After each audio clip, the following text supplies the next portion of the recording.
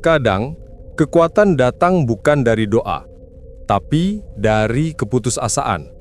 Malam itu, di sebuah kamar kos sempit di pinggiran kota Samarinda, seorang pria menemukan sesuatu yang seharusnya tidak pernah disentuh manusia.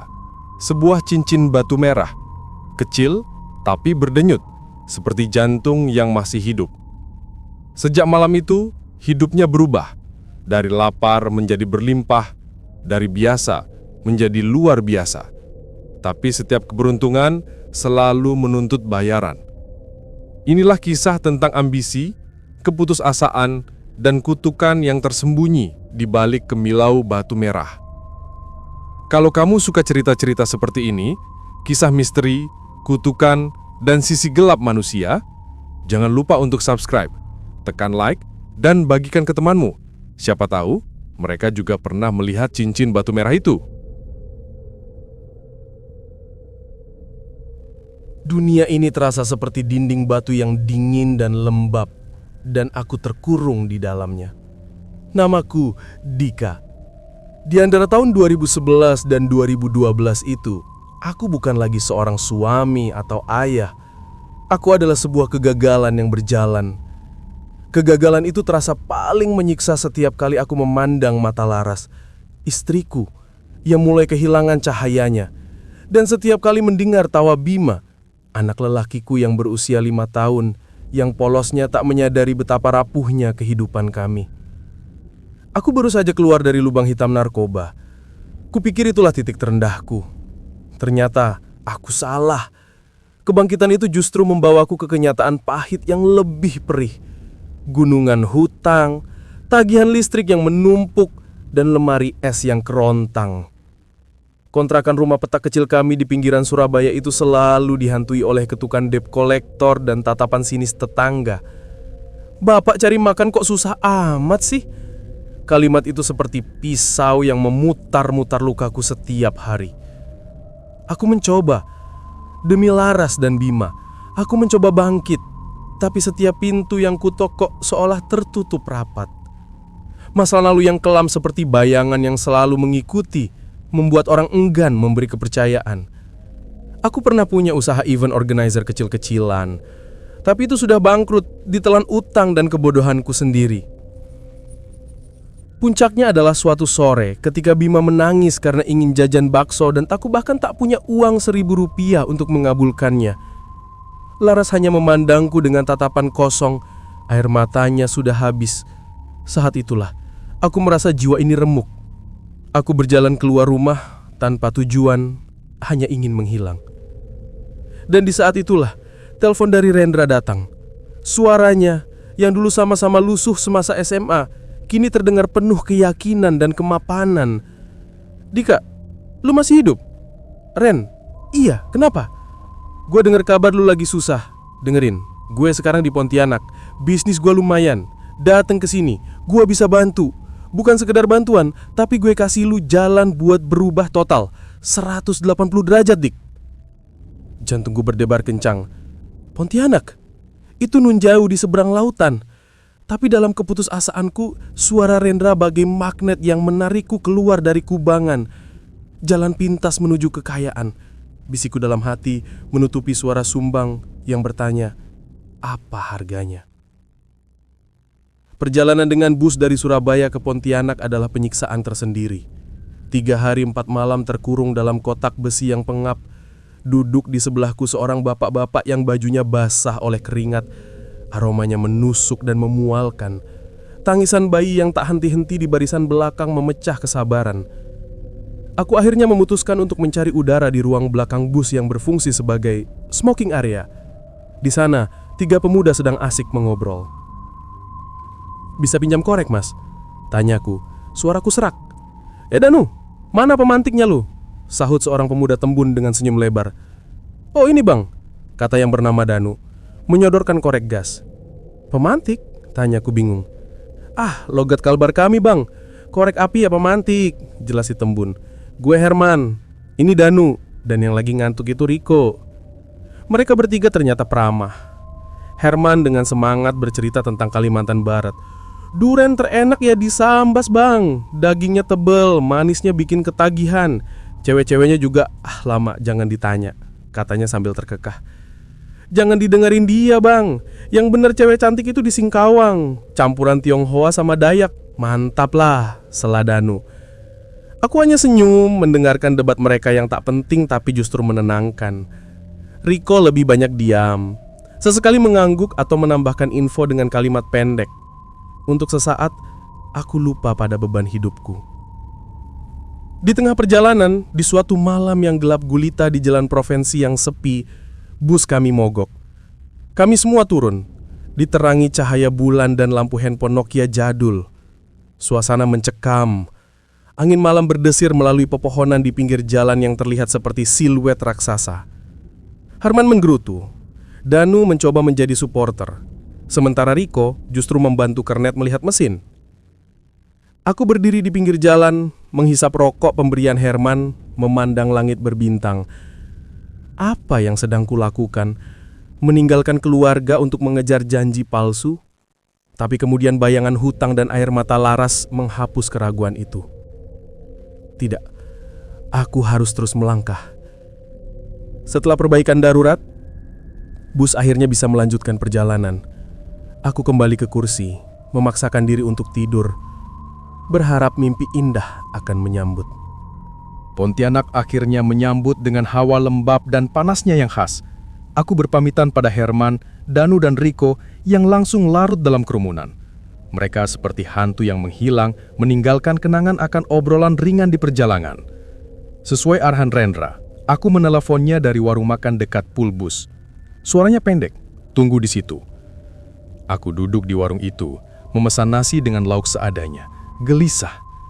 Tak lama sebuah Toyota Fortuner hitam nan kinclonglah henti. Seorang pria turun, berkemeja lengan panjang putih digulung hingga siku, celana chino dan sepatu loafers mengkilat. Itu Rendra. Wajahnya masih sama, dengan lesung pipit dan senyum khasnya, tapi ada sesuatu yang berbeda. Sorot matanya lebih tajam, lebih dingin, ada aura keberhasilan dan sesuatu yang tak bisa kuterjemahkan. Dika, akhirnya, peluknya hangat, tapi terasa ada jarak. Ren, lu beneran berubah. Dia langsung membayar makananku sebelum sempat ku ambil dompet dengan selembar uang ratusan ribu. Simpan saja uangmu untuk yang lain, katanya. Aku merasa kecil.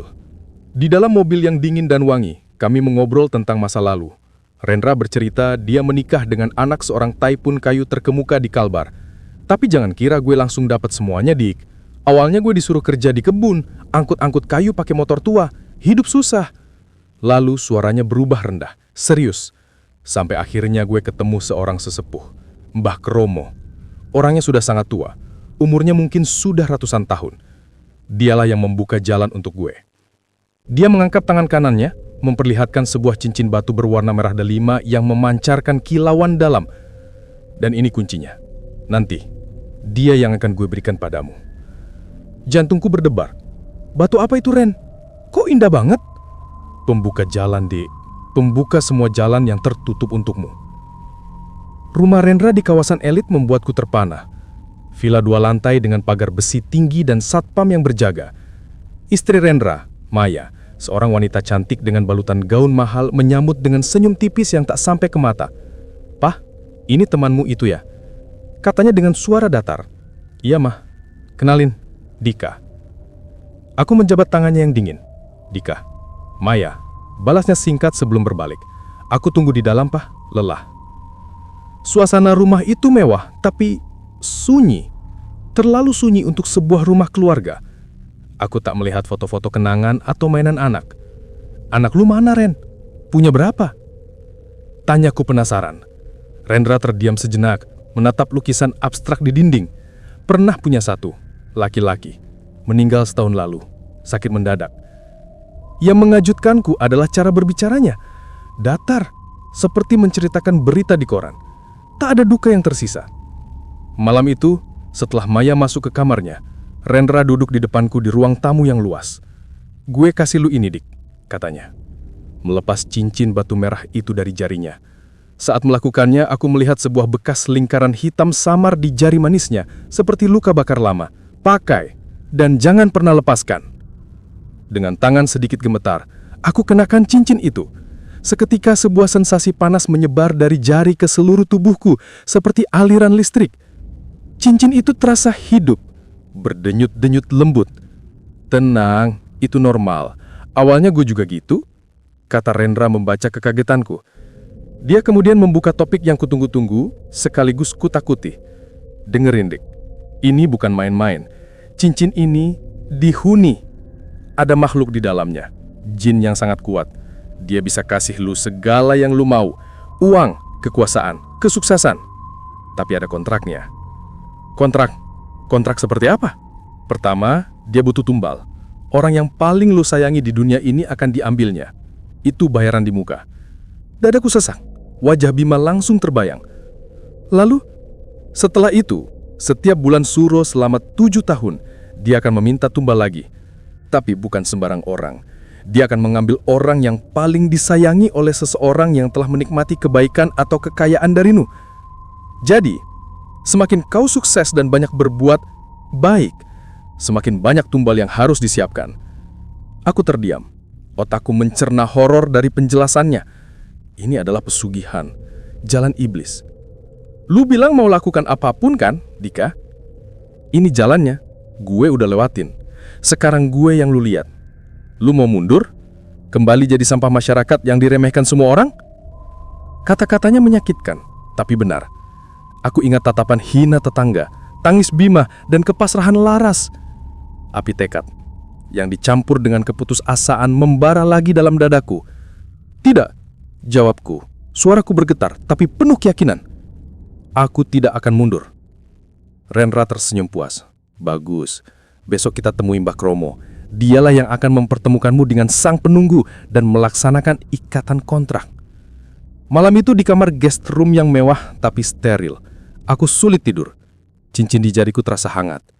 Saat berjalan ke kamar mandi, aku merasa ada bayangan hitam melintas di ujung pandanganku. Ketika ku putar kepala, tak ada apa-apa. Aku mencoba melepas cincin itu, tapi anehnya, ringnya terasa menyatu dengan kulitku, seperti enggan dilepaskan. Ketakutanku bertambah, api tekadku sudah bulat. Aku memandang foto Laras dan Bima di HP. "Untuk kalian," bisikku sebelum akhirnya terlelap oleh kelelahan. Keesokan maginya, setelah sarapan singkat dengan Maya yang tetap dingin, Rendra dan aku berangkat. Mobilnya melaju keluar kota, meninggalkan keramaian, masuk ke jalan-jalan kecil yang membelah perkebunan karet dan kelapa sawit yang luas. Pemandangan hijau tak berujung, tapi justru terasa mencekam. Setelah berjam-jam, kami sampai di sebuah jalan tanah yang sempit. Di ujung jalan, tersembunyi di balik rimbunnya pepohonan besar, berdiri sebuah rumah panggung kayu yang tua dan lapuk. Itu rumah Mbah Kromo. Saat kami mendekat, seorang lelaki tua yang sangat rentah keluar. Badannya bongkok, disanggah tongkat kayu. Kulitnya keriput bagai kertas yang dihancurkan, tapi matanya tajam dan berwarna biru keruh, seakan bisa melihat langsung ke dalam jiwa. Seorang nenek dengan wajah yang sama tualnya mengikutinya dari belakang, memandangiku dengan curiga. "Bah, ini saya Rendra, dan ini kawan saya Dika," kata Rendra dengan hormat, menggunakan logat Jawa halus. Mbah Kromo memandangiku lama, tanpa bling. "Sudah siap menanggung konsekuensinya, anak muda?" "Sudah, Mbah," jawabku, berusaha terdapat percaya diri. "Duduklah, kita akan mulai nanti malam." Siang itu berjalan lambat. Rendra tertidur di sebuah balai-balai bambu. Aku duduk di tangga rumah, memandangi cincin di jariku yang sesekali berdenyut lembut. Pikiranku melayang kepada Bima. Apakah ini salah, mengorbankan anak sendiri untuk kekayaan? Tapi bukankah dengan kaya, aku bisa memberinya kehidupan yang lebih baik? Logika yang bengkok, tapi itulah yang kugenggam erat.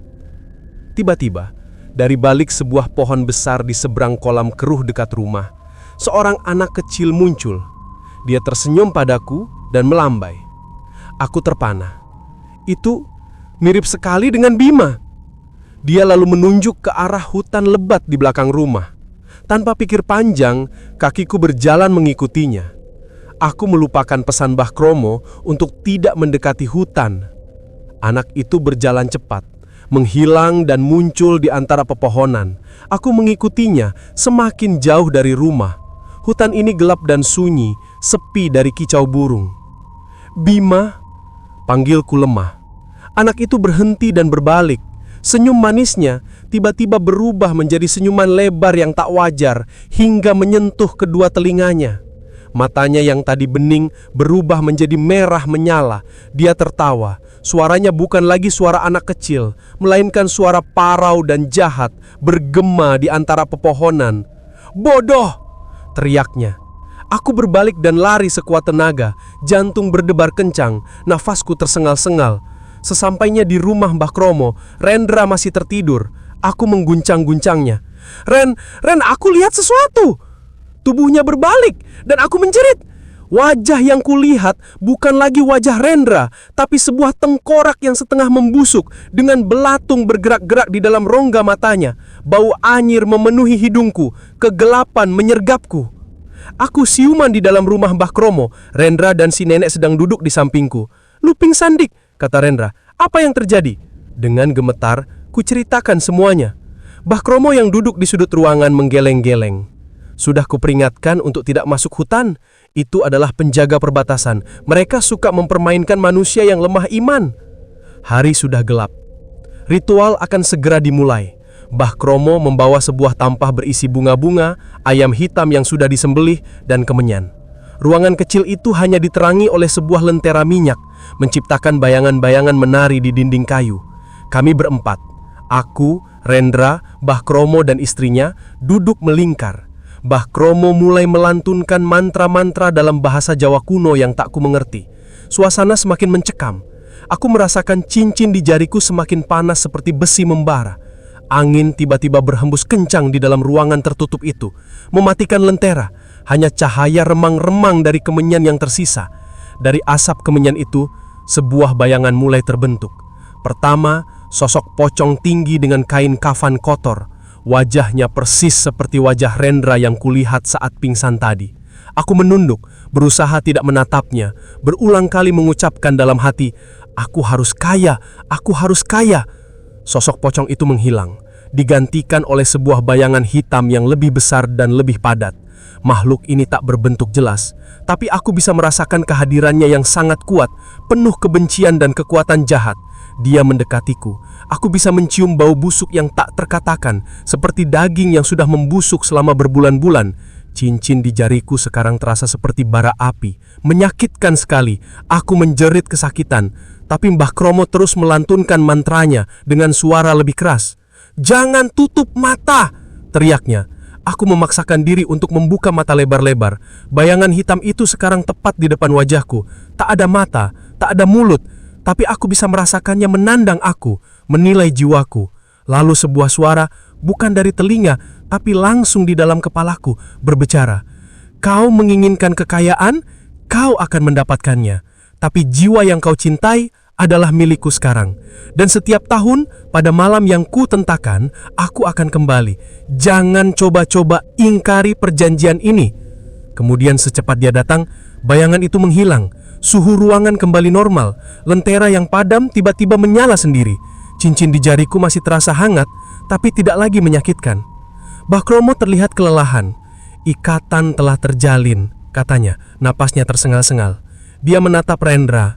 "Dan untukmu anak muda, malam ini juga ikatanmu akan berakhir.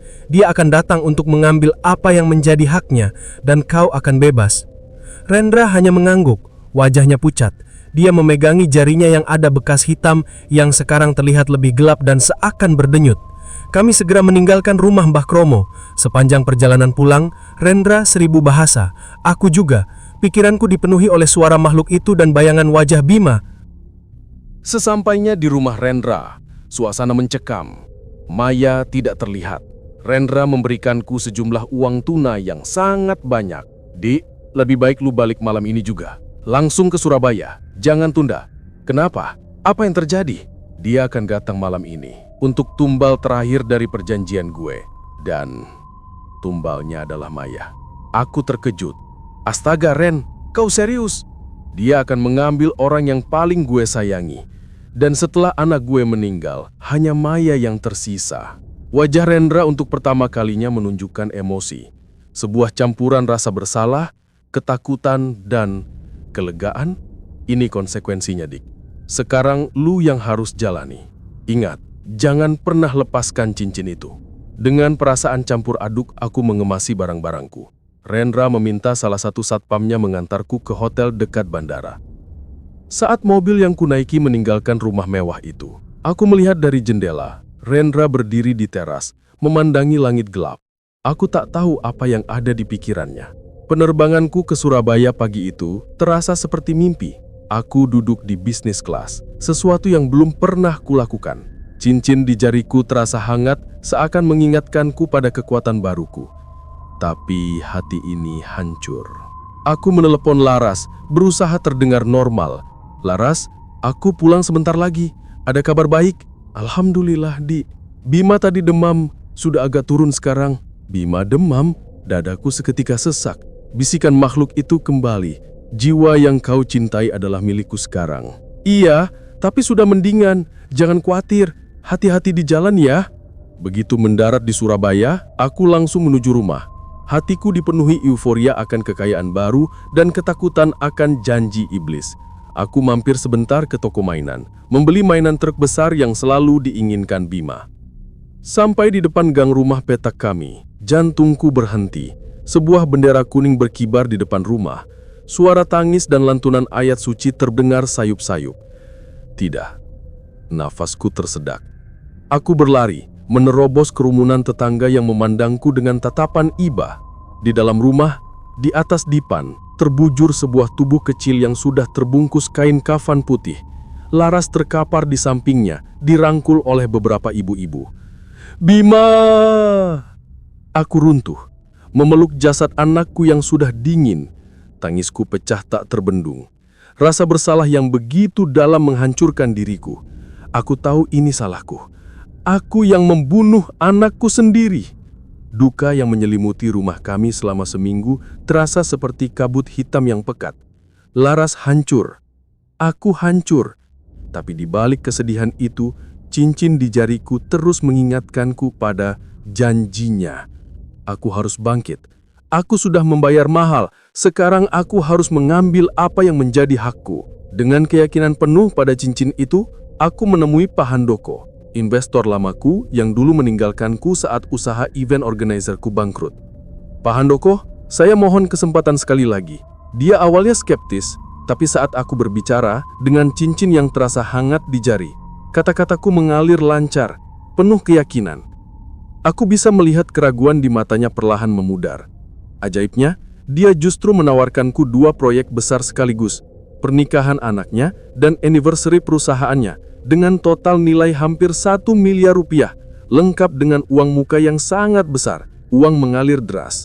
Dalam hitungan bulan, usahaku bangkit lebih megah dari sebelumnya. Aku menyewa kantor di pusat kota, merekrut puluhan karyawan. Aku membeli rumah besar di kawasan elit dan mobil mewah. Laras perlahan mulai tersenyum lagi, meski bayangan Bima selalu ada. Kami bahkan bisa liburan ke Bali, sesuatu yang mustahil kubayangkan setahun sebelumnya. Tapi kekayaan itu datang dengan harga lain. Aku berubah, menjadi mudah marah, otoriter dan sinis. Hubungan dengan Laras kembali renggang. Aku mulai sering keluar malam, berpesta dan mabuk-mabukan. Cincin itu memberiku segalanya, tapi juga mengikis jiwaku. Dan tibalah saatnya untuk persembahan tahunan pertama. Aku sudah menyiapkan rencana. Di kantor, aku mengumumkan program karyawan terbaik dengan hadiah motor dan uang tunai. Korbanku adalah Wiwit, seorang single mother yang anaknya baru berusia 6 bulan. Dia adalah karyawan yang rajin dan baik. Aku merasa ngeri, tapi suara ego dan ketakutan akan murka jin itu lebih kuat. Malam itu, cincinku terasa sangat panas. Keesokan paginya, kabar datang. Anak Wiwit meninggal mendadak di malam hari. Aku pura-pura terkejut dan sedih, memberikan santungan yang besar pada Wiwit yang hancur. Tapi di dalam, hatiku mati rasa. Aku sudah menjadi monster. Suatu malam, sepulang dari diskotik, dalam keadaan mabuk, Aku hampir menabrak seorang lelaki tua yang menyeberang di kawasan Pulau Gadung, Jakarta. "Jalan yang benar orang tua!" bentakku keluar dari mobil. Lelaki tua itu justru mendekat. Wajahnya tenang, bijaksana. Matanya seakan memancarkan cahaya. "Harta bisa dicari, nak, tapi kebahagiaan sejati ada di sini." Dia menunjuk ke dadanya. "Jangan sampai hati ini kosong tanpa cahayanya." Kata-katanya bagai tamparan. Dia lalu menunjuk ke arah sebuah musola. "Jika kau ingin berbicara, aku sering di sana." Aku terdiam, tak bisa berkata-kata. Orang tua itu pergi, meninggalkanku dengan perasaan campur aduk, malu, marah, dan kerinduan akan kedamaian yang sudah lama hilang. Pertemuanku dengan lelaki tua itu, yang kukenal sebagai Ustadz Farid, mengusik jiwaku yang sudah lama beku. Keesokan larinya, dengan perasaan berat, kutemui dia di musola. "Gusti Allah punya rencana baik, nak," sambutnya dengan senyum. Dia yang membolak-balikan hati manusia. Aku menceritakan semuanya padanya, dengan penuh penyesalan dan air mata. Aku tunjukkan cincin batu merah itu. "Benda ini hanya alat, nak. Yang salah adalah niat dan jalan yang kau pilih. Bertobatlah, Allah Maha Pengampun." Dia memegang cincin itu. Saat ku coba berwudu untuk sholat taubat, seperti biasa, cincin itu terasa membakar. Tapi kali ini, dengan cincin di tangan Ustadz Farid, tak ada rasa sakit. Air wudu terasa sejuk, menyucikan. Saat sujud dalam sholat taubat, air mataku bercucuran. Aku merasakan sebuah kedamaian yang sangat dalam, sebuah penerimaan yang sudah lama ku nanti-nanti. Aku bersumpah untuk meninggalkan jalan sesat ini. Sesampainya di rumah, Laras histeris. "Dika, tadi ada ular hitam besar di kamar tidur. Tapi begitu aku teriak, dia menghilang." Aku tahu jin penunggu cincin itu marah. Dia tahu aku hendak meninggalkannya. Malam itu, Ustadz Farid datang dengan seorang muridnya. Begitu mereka masuk, suasana rumah yang sudah mencekam menjadi semakin berat. Tiba-tiba, Laras yang sedang menyajikan teh terjatuh dan kejang-kejang. Suaranya berubah menjadi dalam dan penuh kebencian. "Pengkhianat, kau berhutang padaku. Aku akan habisi dia." Ustadz Farid segera bertindak. Dia dan muridnya mulai membacakan ayat-ayat ruqyah dengan khusyuk dan penuh kekuatan. Aku memegangi Laras yang meronta-ronta dengan kekuatan superhuman. Ruangan terasa panas sekali, lampu berkedip-kedip. Bayangan hitam berkeliaran di sekeliling kami. Aku bisa mendengar suara tertawa jahat dan ancaman dalam bahasanya yang mengerikan. Pergulatan itu terasa berjam-jam. Wajah Laras berubah pucat, bibirnya membiru. Untuk sesaat, aku pikir aku telah kehilangan dia. Tapi Ustadz Farid terus melanjutkan. Keringat membasahi jubahnya. Dengan suara lantang, dia mengumandangkan kalimat syahadat dan ayat kursi. Tiba-tiba, sebuah teriakan melengking memecah ruangan. Sebuah bayangan hitam terlontar dari tubuh Laras dan menghilang di udara, disusul oleh bau belereng yang menyengat. Suasana langsung berubah. Hawa panas dan mencekam itu lenyap, digantikan dengan kedamaian. Laras terbangun, lemah dan bingung. Ustadz Farid mengembalikan cincin itu kepadaku. Batu merahnya sekarang sudah pudar, tak berkilau lagi bagi batu biasa. Cincin ini sudah tak berdaya, nak. Tapi ingatlah pelajaran ini. Harta sejati adalah iman dan ketakwaan. Beberapa tahun telah berlalu. Hidupku tidak semewah dulu. Beberapa usaha memang gagal, tapi beberapa lainnya bertahan dengan jujur dan penuh perjuangan. Rumah kami tidak sebesar dulu, tapi dipenuhi tawa dan cinta. Allah mengaruniakan kami 2 orang anak perempuan yang cantik dan sehat. Aku dan Laras kini aktif di pengajian Ustadz Farid. Aku belajar untuk mensyukuri setiap nafas dan rizki yang halal. Kadang, di malam yang sunyi, aku masih teringat pada Bima. Rasa sakit itu tak pernah benar-benar hilang, tapi kini kuhadapi dengan penyerahan pada Ilahi. Pengalaman dengan cincin batu merah itu adalah luka yang dalam, tapi juga guru yang kejam. Dia mengajarkan bahwa tidak ada jalan pintas menuju kebahagiaan. Setiap harta yang diperoleh dengan mengorbankan nyawa dan iman, pada akhirnya hanya akan meninggalkan kehampaan dan penyesalan yang abadi. Dan kini, di tengah keluarga baruku yang penuh cinta, aku baru benar-benar memahami makna kata-kata Ustadz Farid. Kebahagiaan sejati memang ada di dalam hati yang dekat dengan cahayanya.